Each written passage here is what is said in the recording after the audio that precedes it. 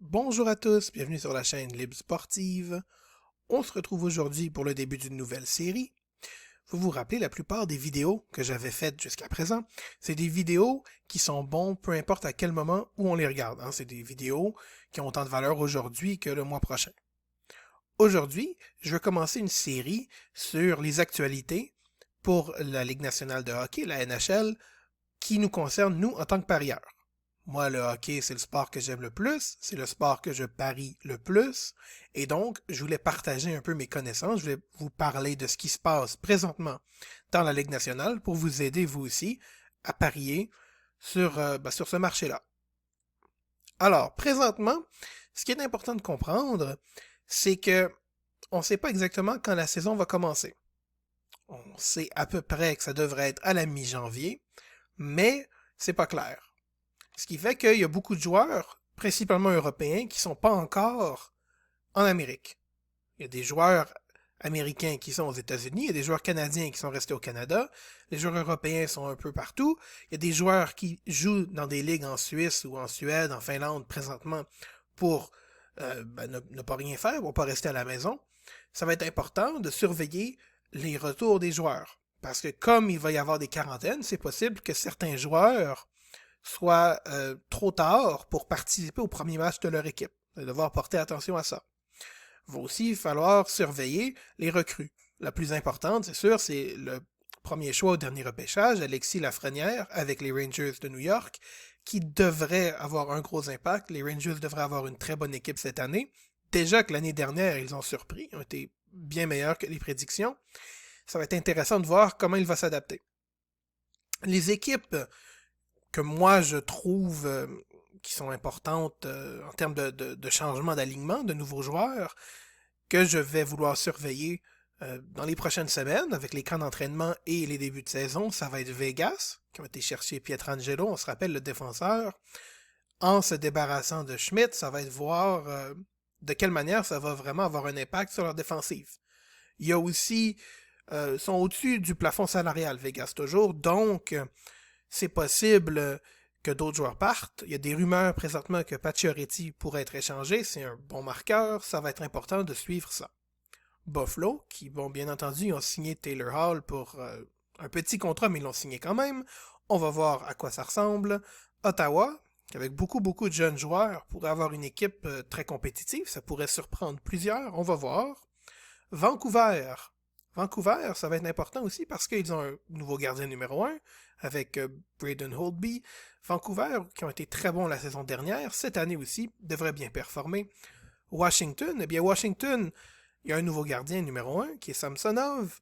On se rappelle qu'ils ont signé Lundqvist pendant l'été, mais au moment où je fais cette vidéo, Lundqvist vient d'annoncer qu'il a un problème cardiaque et qu'il ne jouera pas. Donc Washington se retrouve avec une situation de gardien qui n'est pas idéale. On va voir à quoi ça ressemble. On va voir aussi si Ovechkin peut bien performer, étant donné qu'il va vouloir éventuellement un nouveau contrat. Et finalement, comme j'en ai parlé plus haut, les Rangers de New York, c'est une autre équipe que je veux surveiller. Ce qui est important cette année, c'est que tout est modifié en termes de les divisions, les conférences. Ça va être très différent à ce qui est le format de la ligue habituellement. Ici, j'ai une carte pour vous. C'est la carte que je la trouvais bien, mais il n'y a pas Vegas. Alors, j'ai rajouté un V en noir. On va en bas à gauche au Nevada. C'est Vegas.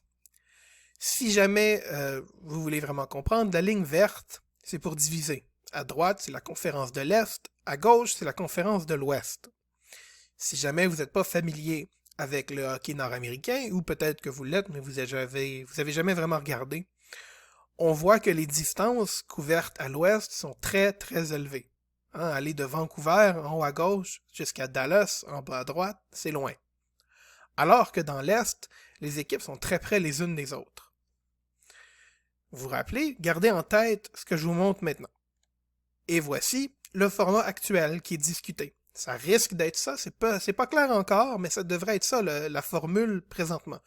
Donc, au lieu d'avoir 2 conférences qui sont divisées en divisions, on va avoir 4 divisions. La première, celle en haut, c'est la division canadienne, étant donné que les équipes ne vont pas pouvoir traverser la frontière librement. Comme vous pouvez voir, les éléments Aller de Montréal, le Canadien, jusqu'à Vancouver à gauche, c'est loin. C'est des équipes qui ne sont pas habituées, surtout les équipes de l'Est, là, Montréal, Ottawa et Toronto, on n'est pas habitué à voyager aussi loin tout le temps. Alors que dans l'Ouest, ils sont plus l'habitude. Donc peut-être qu'il va y avoir un avantage là, au moins en début de saison. On peut voir que l'espèce de conférence qui serait métropolitaine ou Nouvelle-Angleterre, les équipes sont très près les unes des autres. On peut aller jouer presque en autobus, là, pas besoin d'avion. Pour eux, ça va être des vacances.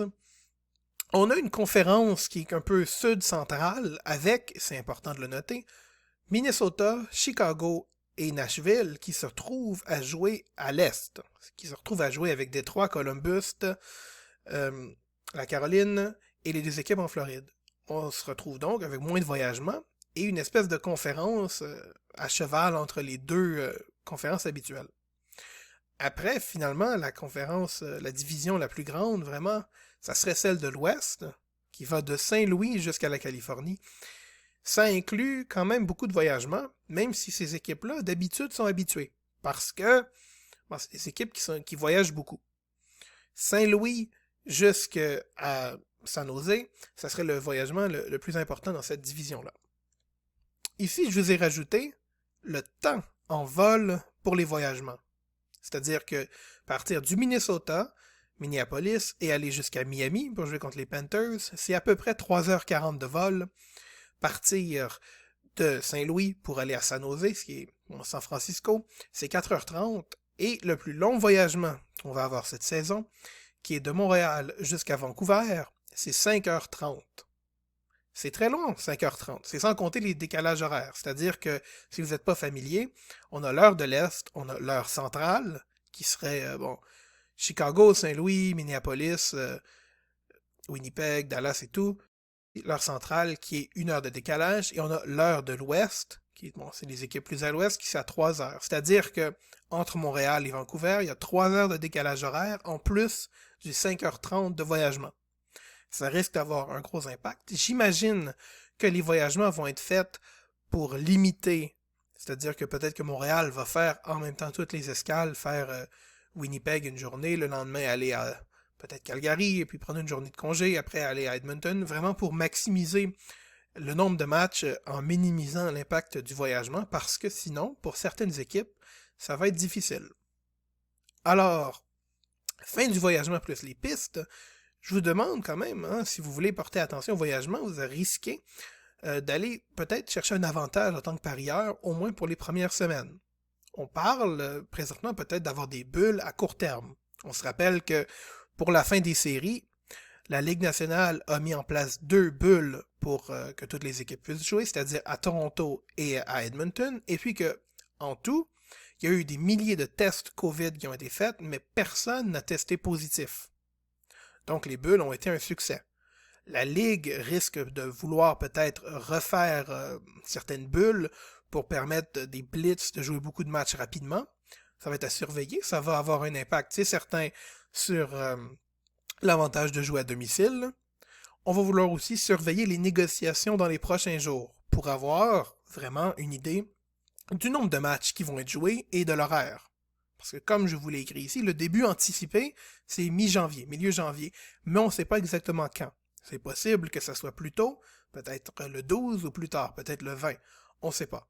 Peut-être que ça n'aura même pas lieu. Tant que les négociations n'ont pas abouti, on ne sait pas ce qui va avoir lieu. Et finalement, les signatures, certains joueurs n'ont toujours pas signé de contrat, des agents libres.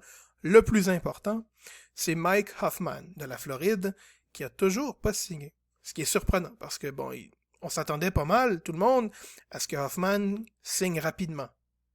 Un peu à la manière que Dadonov a pu signer très rapidement, lui, de son côté.